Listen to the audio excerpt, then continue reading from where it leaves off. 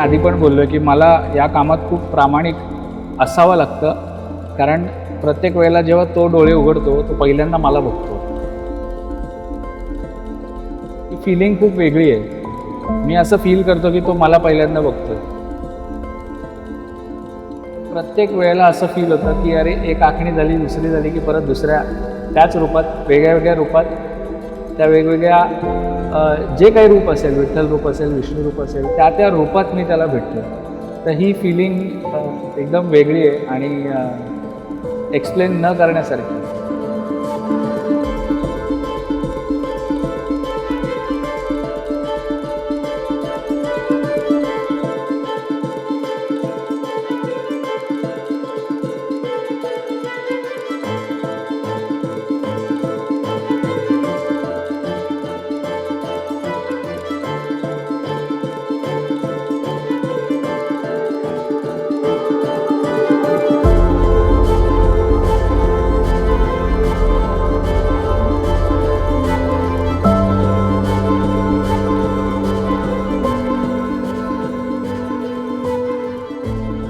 मित्रांनो, welcome to this vlog.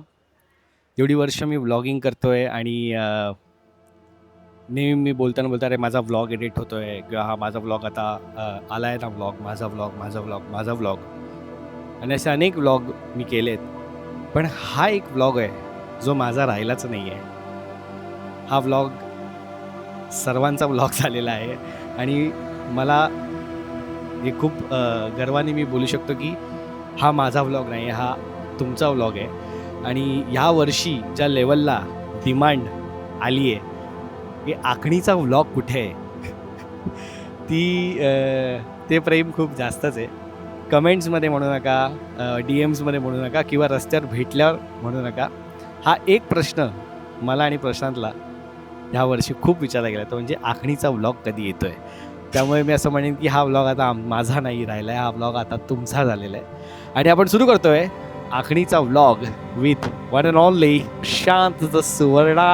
आता मी आहे परेल वर्कशॉपमध्ये आणि आपण जी मूर्ती करतोय खेतवाडीचा मोरया, गल्ली नंबर 7. चला लगेच सुरू करूया. म्हणजे दरवर्षी हा व्लॉग करतो, तो व्लॉग परंपरेसारखा झालेला आहे की आता हा व्लॉग नाही केला तर जरा वियर्ड वाटेल, लोकांना पण वियर्ड वाटेल, मला पण वियर्ड वाटेल. तर प्रशांत, आपण आता ही जी मूर्ती करतोय त्याचं वैशिष्ट्य काय, म्हणजे कुठल्या स्टाईलनी तू हे करणार आहेस? ही मूर्ती खूप सुंदर आहे, एकदम रिदमिक आणि माझ्या मनात भरली होती ती. मी बोलता बोलता असंच त्याला बोललो की अरे खूप छान झाले म्हणून. आणि योगायोगाने यावर्षी ती माझ्याकडे आली आहे. तर सिद्धेशला मी थँक्यू म्हणेन की त्यांनी विश्वास ठेवला माझ्यावरती. आणि मूर्ती आपली विठ्ठल रूपामध्ये आहे आणि गरुडावर आरूढ आहे, म्हणजे गरुडावर बसलेली आहे असं. आणि एकदम खूप सुंदर रिदमिक त्याचं स्ट्रक्चर आहे. ती आरतीमध्ये आहे ना, गरुडावर बैसली माझा कैवारी नाही. मी आता इथे परेल वर्कशॉपला आलो ना, तर फुल गणपतीचा माहोल सेट झाला. म्हणजे आता ठाण्या साईडला असं काहीच कल्चरच नाही, म्हणजे जे जसं मुंबईत लालबाग आणि या साईडला जेवढं कल्चर आहे तसं आता रविवारी आगमन होतात, तर असं वाटतं की गणपती म्हणजे ऑलरेडी आलेत किंवा त्या माहोलमध्ये ऑलरेडी एंटर केलेलं असतं. बरोबर. मानसिक रूपाने आपण ऑलरेडी. पण ठाण्या साईडला असं काय एवढं असं कल्चर नसल्यामुळे आम्हाला जेव्हा काय शेवटचे 2-4 दिवस असतात तेव्हाच तो फील होतो. आणि इथे बघ ना, आता महिनाभर आहे अजून तरीही ऑलरेडी मी तिथे आल्यावर तो एक फील झाला मला. आपल्याकडे मुंबईचं जे गणेशोत्सव आहे त्याला, म्हणजे आपण काय कोणाबद्दल स्पर्धा नाही करत आहे, पण मुंबईचा गणेशोत्सव असं इथले येणारे जे आपले बाहेरून जे मित्र बांधव येतात, UP, बिहार, मध्य प्रदेश इथून येतात जे, ते पण मान्य करतात. हैदराबादला पण हा मोठा उत्सव होतो. पण जो मुंबईची जी गणेशोत्सवाची जी ताकद आहे किंवा जे जल्लोष आहे किंवा जे आनंद आहे ना, ते फक्त मुंबईच्या लोकांनाच माहिती आहे खरं सांगायचं तर. आणि जे बाहेरून येतात इकडे, जसं वडोदरावरून काही आपली मित्र येतात, सुरतवरून काही मित्र परिवार येतो, ते इकडे येतात ना, ते कारखाना फिरत राहतात. म्हणजे गणपतीच्या वेळेला तर येतातच, पण त्याच्या एक महिना आधी ते कारखाना फिरायला येतात, कारण इथला जो माहोल आहे तो वेगळ्याच म्हणजे ह्याचा लेवलचा माहोल असतो. आणि मला नाही वाटत की पूर्ण जगभरात असा गणेश उत्सव कुठे साजरा होत असेल जो आपल्या मुंबईमध्ये होतो. दुसरी गोष्ट म्हणजे हे साजरा होण्यासाठी जे सगळ्यात म्हणजे आता कधीच कोण या लोकांबद्दल बोलत नाही, पण मला आवर्जून हे सांगावंसं वाटतं की कुठलाही गणेश उत्सव असू दे, कुठलाही गणपती मंडळ असू दे, हे अपूर्ण आहे त्या मंडळाच्या कार्यकर्त्यांशिवाय. आणि जे कोणी मुलं असतात, मंडळातली यंग मुलं असतात किंवा जे एक्सपिरियन्स लोक आहेत ते त्या मुलांना गाईड करतात, ह्यांच्याशिवाय हे अपूर्ण आहे. ही मुलं म्हणजे मी सांगेन की बऱ्याच ठिकाणी तुम्ही बघितलं असेल की वादावाद होते, मारामारी होते, बऱ्याच गोष्टी होतात, पण मी एकच गोष्ट नेहमी सातत्याने विचार करतो की 24 तास तुम्ही दर्शन घेता, 12 दिवस 24 तास तुम्ही गणपतीला जाता आणि गणरायाचे दर्शन घेता. ते कशामुळे कारण होतं? कारण ही जी कार्यकर्ते करतायत, हे जी मुलं आहेत, हे दिवस रात्र जाऊ त्यांची झोप मारून तिकडे उभे असतात, गळ्यात आयडी घालून. कोणी त्यांना विचारत नाही की बाबा तू खाल्लंय का, पाणी पियालंय का, हे काय, त्यांचं ते बघतात आणि तिथे तुमच्या सेवेसाठी तत्पर असतात. आणि हे छोटं मंडळ असू दे किंवा मोठ्यात मोठं मंडळ असू दे, मी हे कायम बघत आलो. आणि त्या मुलांसाठी मी खरंच खूप मला असं फील होतं की ही मुलं गणपतीचं काम चालू असताना पण हीच मुलं असतात, आणि ते शेवटी गणपतीला आपण जेव्हा सोडायला जातो तेव्हा पण हीच मुलं असतात.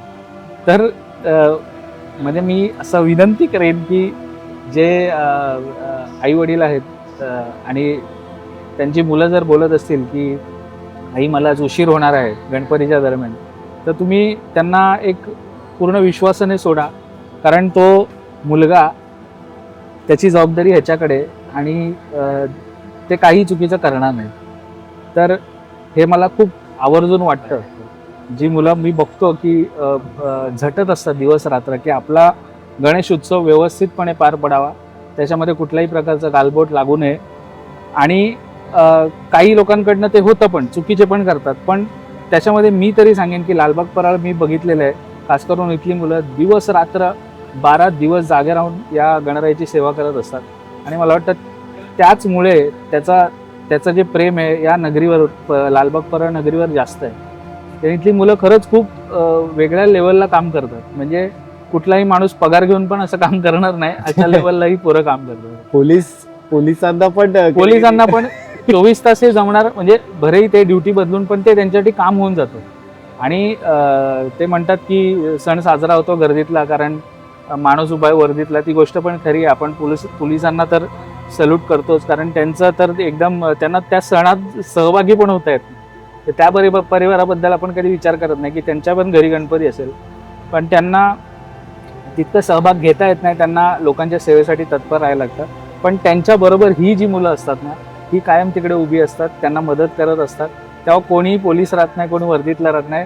ही मुलं आणि ते पोलीस ते एकत्र येऊन तो पूर्ण सण व्यवस्थितपणे पार पाडतात. मला काय वाटतं माहिती आहे का, ही जी कार्यकर्त्यांनी ही जे पोरं जे या पद्धतीचं काम करतात ना, त्याच्यामुळेच आपली संस्कृती जी आहे ना ती टिकून आहे. खरं आहे. मेन रिझन त्याचं ते आहे. हो, आपली संस्कृती टिकून राहण्यामागचं मंडळाची सेवा म्हणजेच गणपतीची सेवा. तसं आहे, तसं म्हणजे मला तरी असं वाटतं की, आणि त्याच्यात त्यांना काय मोहन आहे या गोष्टीमध्ये, हे होईल म्हणून मी हे करतो. 12 दिवसामध्ये असं कायसं मिळणार आहे त्यांना. मला वाटतं स्पर्धा तर थोडी स्पर्धा असू दे, काय हरकत आहे. जर तुझी आपली संस्कृती जर टिकते त्या गोष्टीमुळे, तर थोडीफार स्पर्धा पण, हेल्दी स्पर्धा आपण ज्याला म्हणतो, ती असलेली पण मला वाटतं चांगली आहे. स्पर्धा असली तरी दुसऱ्या मंडळाचा गणपती आला की ऑटोमॅटिक करतोच ना माणूस. हो. स्पर्धा म्हणजे काय, माझ्या मंडळाचा गणपती त्यामुळे मी पाय द्या पडला असं थोडी. गणपती तर गणपती आहे ना सगळ्यांसाठी. हो. आपल्या इथे कसं आहे माहिती आहे, बरेच इथे लालबागमध्ये बरेच कोकणातली पण परिवार राहतात. तर त्यांचं कसं आहे की ते 5 दिवस घरचा आपला गावचा गणपती करतात. गौरी गणपती विसर्जन झालं की मग ते इकडे येतात आणि इकडे मग 5 दिवस या गणरायाची सेवा करतात. तर हे आपल्या बऱ्याच मुंबईमधल्या 99% जे कोकणातले राहणारे आहेत ते करतात, की ते लोक गावी जातात, त्यांचा गणपती विसर्जन झाला की मग इकडे येतात आणि मग इथे 5 दिवस सगळीकडे गणपती फिरणार फॅमिलीला घेऊन. हे सगळं, तर हे सगळं या सणाची मजा आहे.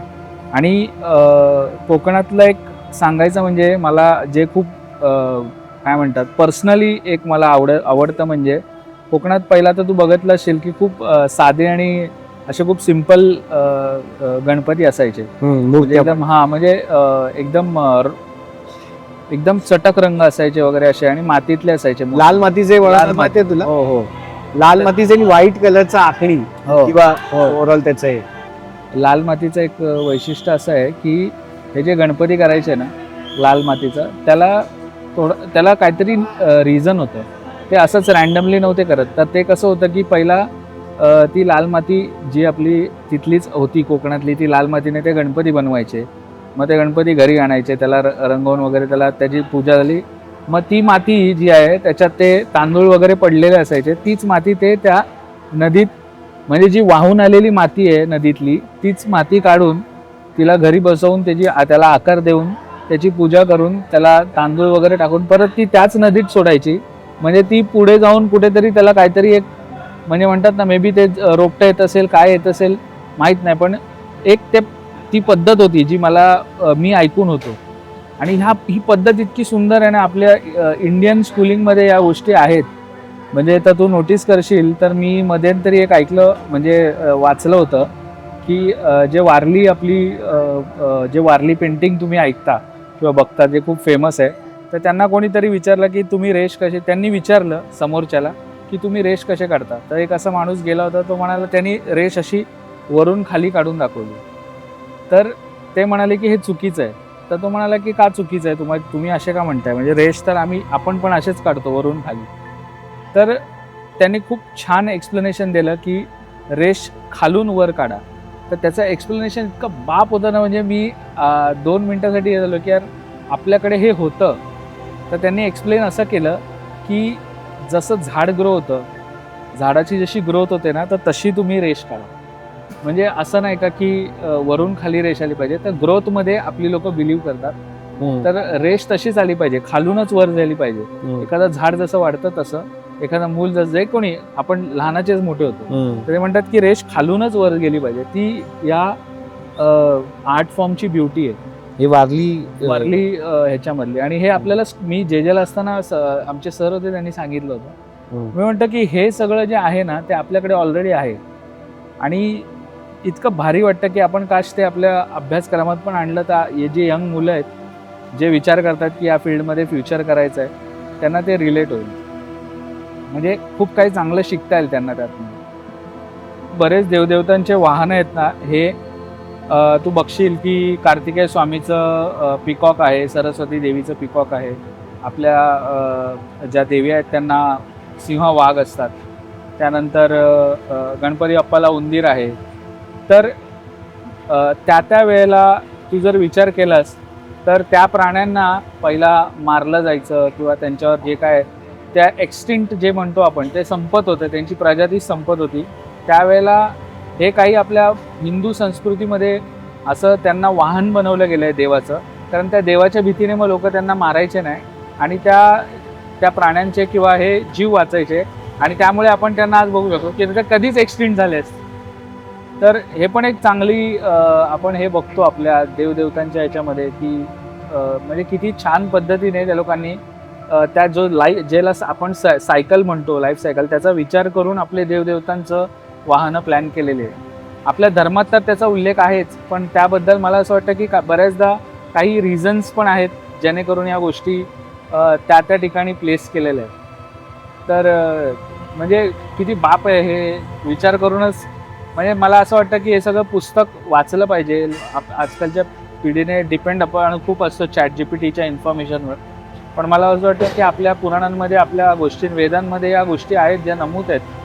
तर याबद्दल कोण विचार करत नाही. थोडंसं वाचन केलं तर मला वाटतं खूप छान काहीतरी शिकता येईल पोरांना. सो प्रशांत, आता तुला बऱ्यापैकी लोक आखणीसाठी म्हणून ओळखतात किंवा दरवर्षी आता तुझे फॉलोअर्स वाढतात, गणपती आले की अजून वाढत जातात.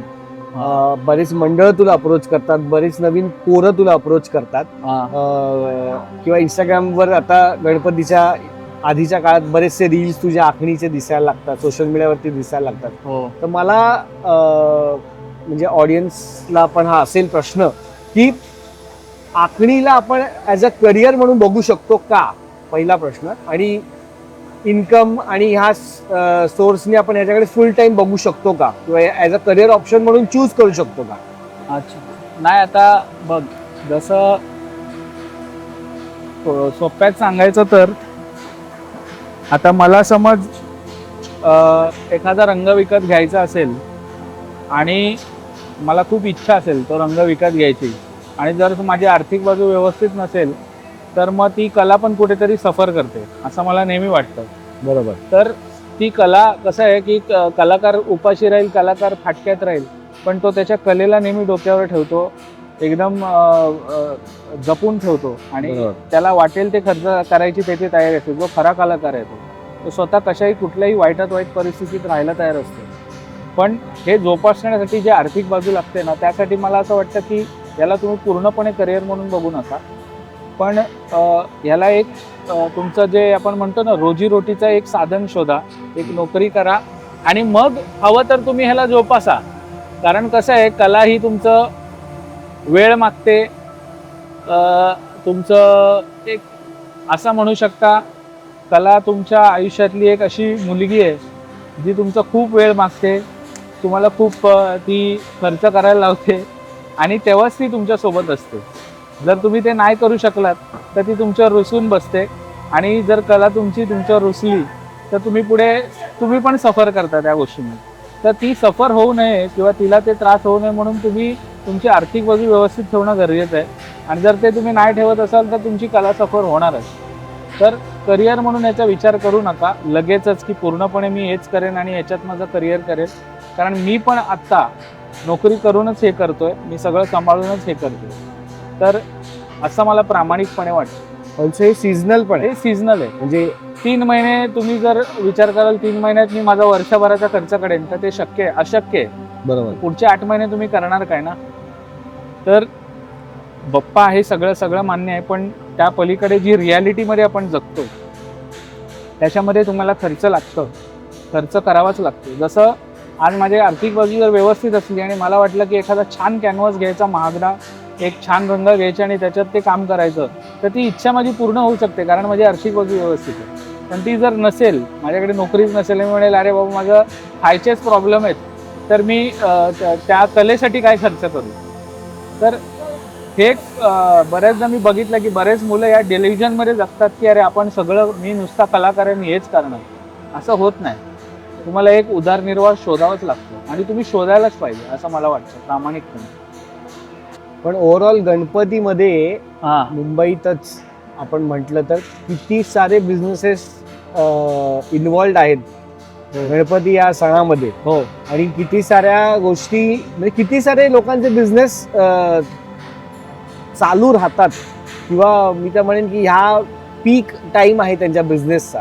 हो. म्हणजे अगदी आता असं म्हणतात की गणपतीमध्ये एक सोनारापासनं ते पाट बनवण्यापर्यंत जो पाट बनवणार असो एवढे मध्ये बिझनेसेस आहेत. तर तू बघ, सोनारांचं काम असतं, लोक कपडे घेतात गणपतीमध्ये, कपड्यांचा बिझनेस आहेच. गणपतीला जे वस्त्र लागतात त्याच्यासाठी कपड्यांचा यूज होतो. त्यानंतर रंग, त्यानंतर हार्डवेअर तू बघितलंस खाली, लोखंड हे ते, त्यानंतर POP म्हण, त्यानंतर मंडपवाले, डीजे साऊंड म्हणजे त्याला उगाचच कलेचा म्हणजे देव म्हणत नाही, त्याला काहीतरी कारण आहे. त्याच्याबरोबर बरेच कला, असं नाही का फक्त आम्ही आमच्यासारखे कलाकार, पण बरेच कला तो घेऊन चालतो सोबत, म्हणून तो सगळ्यांचा लाडका. मी असू दे, मी आता एक मी रंग करतो, मी गणपती रंगवतो. माझ्यासारखा पेंटर असू दे किंवा मूर्तिकार असू दे किंवा वाजवणारा असू दे किंवा गाणारा असू दे, सगळ्यांचा तो UPचे आणि जे आपले बाहेरून जी माणसं येतात ते पण हे बोलले आहेत. ते हैदराबादला वर्षभर काम करत असतात, पण ते पण बोलतात की इथला जो जसा सण होतो गणपतीचा तसं कुठेच होत नाही. म्हणजे त्यांचा पण तो हे बघतो. तर त्यामुळे माझा लाड, आणि ते मी नेहमी म्हणतो त्याची माझ्यावर वेगळी स्पेशल नजर असते. आणि दरवेळेला मी हे सांगत असतो की हे इथे यायला आणि हे करायला किती भाग्य लागतं. त्याच्या चेहऱ्याला असं हात लावण्यासाठी किती लोक तरसले असतील, आणि मला हे सौभाग्य मिळतं. आणि याहून सुंदर आणि याहून प्युअर फिलिंग काय नाही मला वाटतं. एक वेगळाच बॉन्ड आहे, म्हणजे शब्द नाहीत माझ्याकडे आता हे एक्सप्लेन करायला.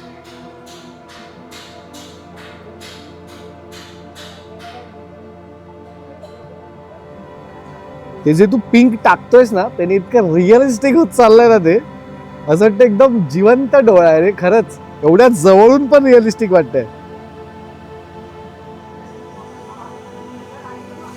हे तू प्रत्येक गणपतीला करतो हा मोस्टली. का माहिती, मला इथे जास्त ऑब्झर्व झालं काय.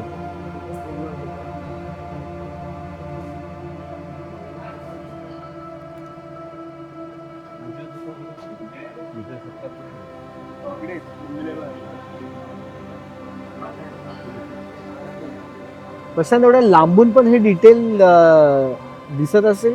फोटो पण काढतात ना लोक, हा क्लोजअप फोटोज येतात ना. हा पहिलं नव्हतं दिसत म्हणून पहिले बोल्ड काम असायचे, हा. पण आता ते दिसतं डिटेल, कारण फोटो काढतात लोक क्लोजअप आता, त्यामुळे ते आपल्याला थोडं डिटेल करावं लागतं. वेल एक झूम. येस.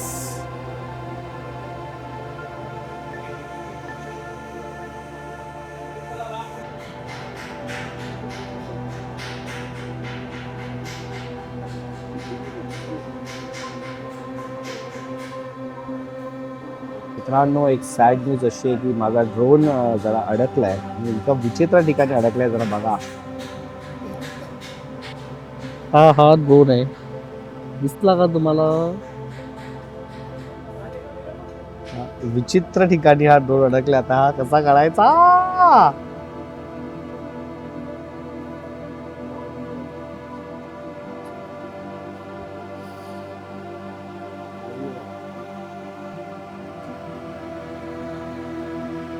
गावात मित्र चढलेत आपले ड्रोन काढायला. Let's go. हातात आलाय, याकार अडकलाय. आला नशीब. थँक्यू भाई, थँक्यू सो मच. उम्मीद पे दुनिया कायम है, लक्षात ठेवा. सगळे हसतायत. 2 मिनिटाचा फाटलेली की नाही पण मित्रांनो.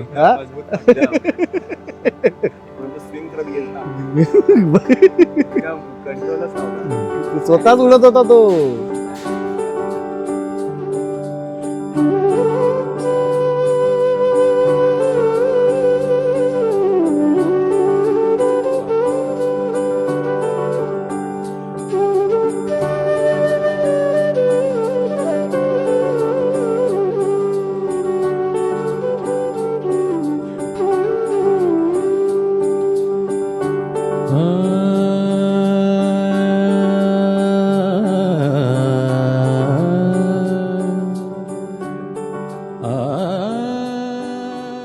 तर फायनली आपली, मला वाटतं किती तास झाले,